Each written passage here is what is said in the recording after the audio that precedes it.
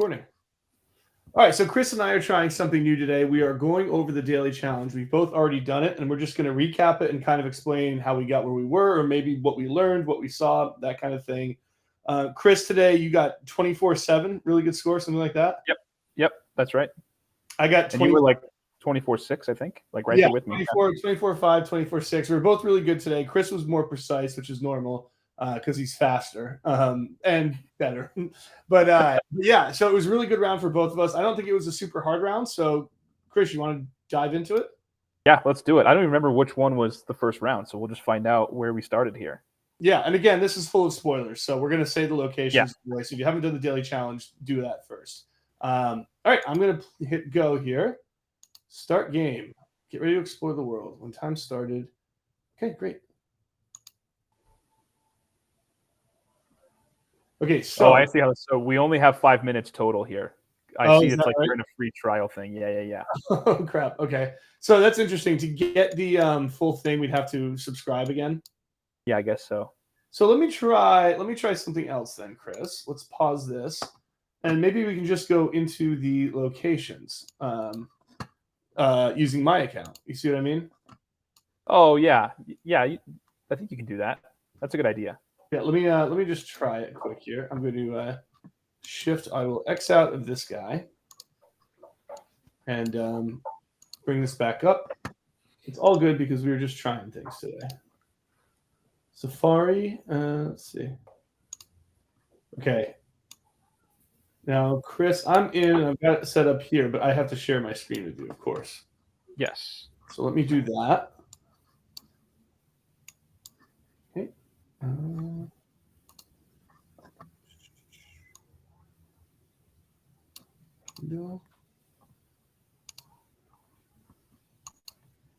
Okay, can you see that? Yep. All right, beautiful. So I'll go into the daily challenge. Explore daily challenge. I'll say view results, and we'll just go to number 1 right here. Yeah. So if you wanted, you could even like unclick your guess, your name from the list, and then it won't show like how far away you were for a little bit less of a spoiler as we talk through our process. Oh, good call. Good call. Yeah. So you can see me switch tabs, right?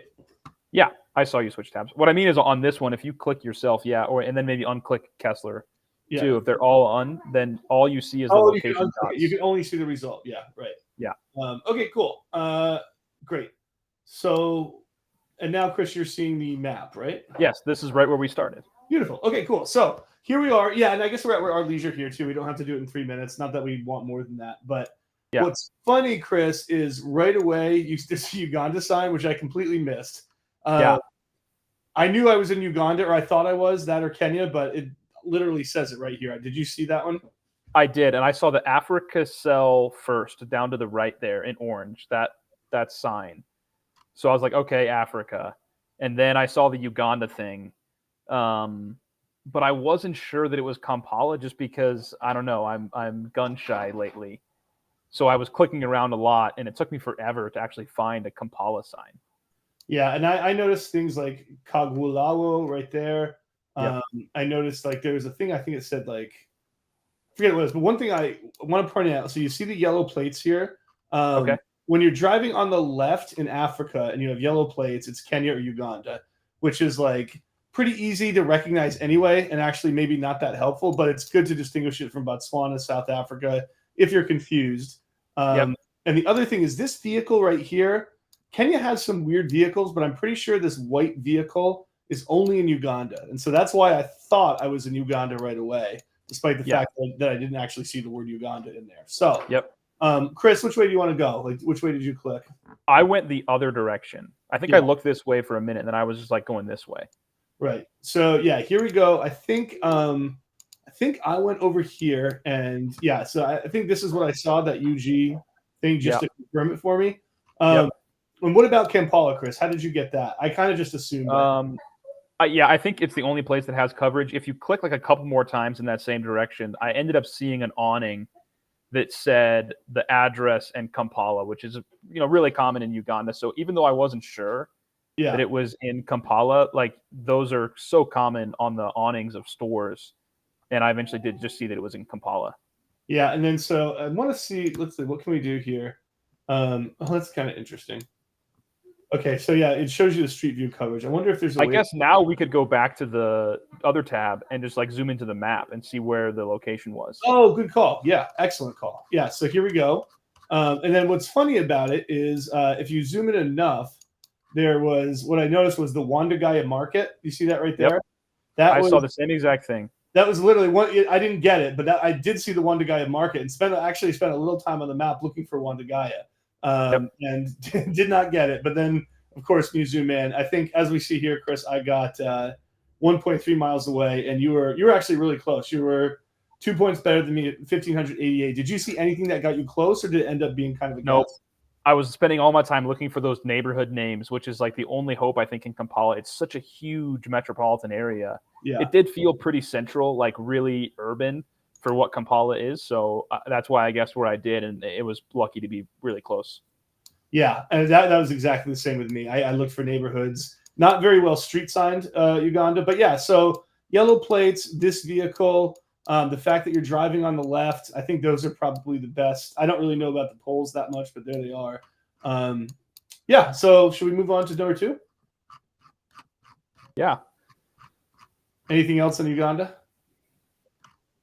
No, I think we're good. So number 2 was Dominican. Yeah. And So I remember thinking right away that this was Mexico. Here we go. Yeah. And so I saw that in your video, Chris. What made you think Mexico? I saw the Spanish right away, and just like with the big highway, it almost seemed like one of those like northern, almost border towns to America that you see in Mexico, where it almost looks totally like the United States, but it's obviously a Spanish-speaking country. So that was my initial vibe. And so what's interesting is you look at these poles here, and they look octagonal, which is also what the poles are in Mexico. I don't know if that's 100% true of all Dominican Republic, but it's not very common anywhere in South America. So that's a good note. I'm glad actually looking at it now that I didn't see that at first, because I would have been fooled right away. Because I thought Dominican right away, especially when I moved this way and saw this. I have a memory of 5K'ing a Dominican round based on a subway stop, and that's what this is. And if you go into the map, oh, nice, yeah. If you go into the map, they are really clearly labeled. Now, there's a ton of them, so your miles may vary, but you see where the location is, the Francisco Bono subway stop. It's a good way if you get closer. What I didn't see, that's really good. Yeah, what I didn't see, I turned around, is this, which I wish I had. That's the John F. Kennedy Parkway, and I caught that literally in the last 5 seconds, and that got me to within like a mile or 2 miles or whatever I got. But if I had gotten that right away, plus the subway stop, like that's all I would have needed to 5K easily. That's really good. I ended up getting up onto the highway, found out that we were on the one highway. And I saw a URL that made me certain it was Dominican. We were on the one highway, or just off the one. And so then when I went into the map, those signs, on the other side of those signs, it said, I think what highway we're on. This way, right? Huh? Yeah. Yeah, or maybe maybe it was a few more clicks the other direction, but it said it was the one.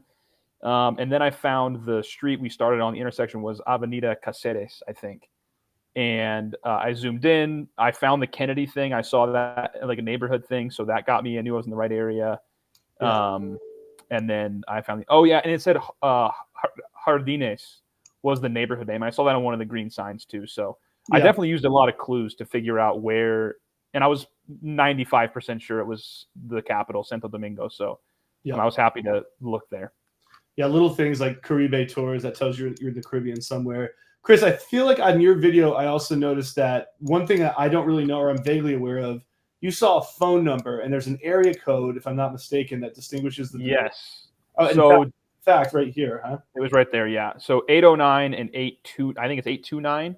Okay. Are two of the area codes in the Dominican. And I think it's like sometimes in Mexico, but it's really Dominican and Puerto Rico that have 3-digit area codes that look like normal American phone numbers. But obviously we're Spanish speaking, so it's not that. That white sign right there is what I saw the URL on. So I was here when I got a lot of that information. Yeah, and then I saw this over here, Dominican Watchman, which of course, is a good guess. But I will say I vibed Dominican quickly, but I think your point is good, Chris. That northern Mexico, like along the U.S. border, Puerto Rico and Dominican are pretty unique looking in the sense that they kind of look American. Is that fair? You think? Yeah, definitely. Cool. So yeah, Santo Domingo round. And Chris, did you? I think maybe you 5K'd this. I did 5K because once I found out all those intersections, I was able to get in right to where we started. It was pretty distinctive where we started on that like little loop of an exit ramp or an on ramp or something. So nice. And then so the third one was our Buenos Aires round. You and I, both pretty similar. I was 1.8 miles away. You were 1.5. So we'll go in here and. Yeah, the first thing I saw was if you zoom in here, that little dot in the middle of the license plate there. Yep. Once you know you're in a Spanish-speaking country, that little dot is so indicative of Argentina. And then just the fact that we were in a big I saw that dot, I think. Oh, here we go. I got to guess. What's up, dude? What's up? What's up? What? About 4 o'clock. Okay. Right now it's 1:11 in mountain time here. Yeah, Shane, I saw the same black dots and actually was like 98%. It was Argentina. And then I saw it on a website, I think. Yeah, so I actually did not go this way, but there's like a AR URL right away. Yeah. And I don't know. And once I started clicking around, I never saw a. Sorry, go ahead. No, you go ahead. You're good. Well, once I started clicking around, I never once saw Buenos Aires, but it just seemed way too urban to be literally anything else. So, Buenos Aires is such a huge city. I don't know how we would have found the area where we were, but I ended up just kind of hoping that it was Buenos Aires, and it was in the end. Yeah, it's kind of funny in the sense that there's not a ton of coverage, or I mean, I'm sure there's a ton of coverage, but I don't remember many rounds of cities in Argentina other than Buenos Aires. Usually, if you're in Argentina, I feel like they're giving you out in the country or down in like, Patagonia type region. I did one time. Oh, no, I was thinking I got Colonia, but that was actually Uruguay across the water from Buenos Aires. So yeah, I'm right with you. I never stopped to consider that it was anywhere else once I had the country and the look of the city. What's interesting to me a little bit is like this Comuna 3 thing. I don't know if that's gettable at all. Oh, yeah. Yeah, like I'm trying to look and see if there's any indication of like what commune we're in. Yeah. Don't in like Guatemala, you can use those zonas all the time to figure out where you are in a city. But this, I don't know if it's anywhere on the map. Yeah, I'm not seeing it. So anyway, and like you said, in terms of I was thinking like I was a little bit too slow to even think about 5K'ing it. But I guess like your best bet might be to like zoom forward and go until you get to a really like main road, right? Where you because otherwise you're basically you're just kind of like, oh, where do I zoom in? It's too big a city almost to do it. Well, what's funny though is I did see a Venezuela sign, a street sign, which is here. Yes. It turns out it's a neighborhood too, and so like right there you see the Venezuela neighborhood. Maybe that was gettable. I don't know. I did notice on the map afterwards that it's like Venezuela was one of the streets, Mexico was the next one. So maybe that's like a section of the city that has those street names, but I don't know. You have to really study Buenos Aires to know that, I think. You're not going to do that. Yeah, and like again, nothing distinctive about the poles. Maybe these blocks, like them being in blocks like this, is something. But anyhow, all right, let's move on to number 4, which I believe was our finish round. So here's one, Chris. Did you 5K this again? I did. This one actually was like fast because right in that direction, there's those signs. I think like a few more clicks up, you can see the city and the highway that we were on. And I was pretty sure it was Finland right away. Yeah, like the blue signs in Finland, the presence of these white birch trees that you see over here, it's not necessarily Finland. It could be Estonia, it could be Norway, Sweden, but you're up there. And then Chris saw, and then okay, by the way, just real quick as a language nerd, this double dotted A only exists in a few places. The important thing is it can't be in Norway, it can't be in Iceland or Denmark, and it can't be in Estonia or Latvia, Lithuania. So that right there, based on what you're seeing around you, can reduce you to Finland and Sweden. It also happens to be in Germany and I think like Iceland, or not Iceland, but somewhere like that. But yeah, based on that, you can reduce it to 2 countries just on your surroundings. And then Chris, here you got look the 6. Yep. And then for me, I don't know that about the letter type, but like the double U right there, 2 U's in a row, Exactly. like that's Finnish. Like I was 100% sure at that point. Yeah. So And then then I was Jonesuu, able to get to the map and found all that stuff. It was pretty easy from there. yeah, the Jonesuu, of course, is also a pretty big city in Finland. So once you see that, so Yep. yeah, so that like yeah, I guess like using your direction there, it's like okay, which way are we going? We're going. You can't see it here, but I believe we were going north, and then obviously Kesälahti is to the east. So there's Joensuu, and then yeah, zooming in, there's Kesälahti. Oops, we go back to here. There's Kesälahti right there, and then yeah, you just had to come and find your place, basically, right, Chris? Yeah, and we the name of the place we started by Kasalan Kivari or whatever, right there on the map. So we started right in front of that. It was a pretty easy 5K. Yeah, for me, I was way too slow looking at signs and stuff, and I only at the very end got to the 6th sign and got to Jonesuu. Okay. And then you can see like I was by the time I got there, I didn't have time to scroll in, so I was a few miles, 2 miles south, but still a good round, but a good lesson of speed is good. Okay, which brings us to the last one, the hardest one by far, Lesotho. So hard. And this one, I'll give myself credit. Right away, I said Eswatini, and then 30 seconds in, I was like, wait, I know that Eswatini, or when it's kind of a mountainous South African region, Lesotho, the like little mnemonic is Lesotho, less trees, and there's really no trees around here. So that's how I got it. But the big thing for me was this car. And I know, Chris, I'm a Metachud, and you're not as much, but that car is not 100%, but almost 100% of all coverage in Botswana, South Africa, Lesotho, and Eswatini. And it's also there's similar cars in Peru and Bolivia, and that was my big hesitation because there's nothing really saying this couldn't be Peru or Bolivia, right? Like, I was thinking that in my dipping the toes into the Metachud waters, that was the Chile car that I've been trying to pick up on, and so I was like, oh, this could be Chile in the greener part of Chile in the mountains, which like I don't know, seemed to make sense to me. But obviously, thankfully, I clicked enough to figure out that was very incorrect.